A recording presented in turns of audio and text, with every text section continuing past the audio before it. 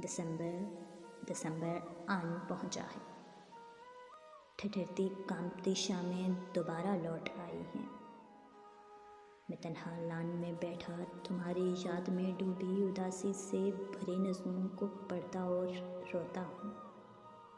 ये नज़्में तुम सुनोगे तो तुम्हारे ज़ब्त के टांके भी एकदम टूट जाएंगे। ये नज़्में खुद बताएंगी तुम्हारे हिज्र को मैंने कहाँ और कितना झेला है।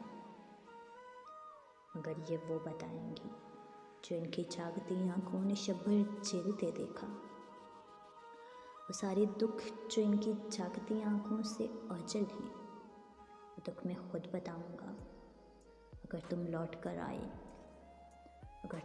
कर आए तो खुद भी देख लेना तुम। जुदाई की अज़ियत ने जवानी नोच ली सारी, सरापा खा लिया सारा। और अब तो एक मुद्दत से मेरी आँखों पे हल्कों से कोई तहरीर लिखी है जिसे मैं पढ़ नहीं पाता। तुम्हें तो पढ़ना आता है। किसी दिन लौट कर आओ ये एक तहरीर तो पढ़ दो।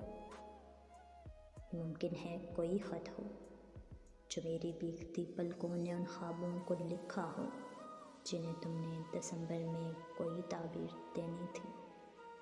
दिसंबर आन पहुंचा है।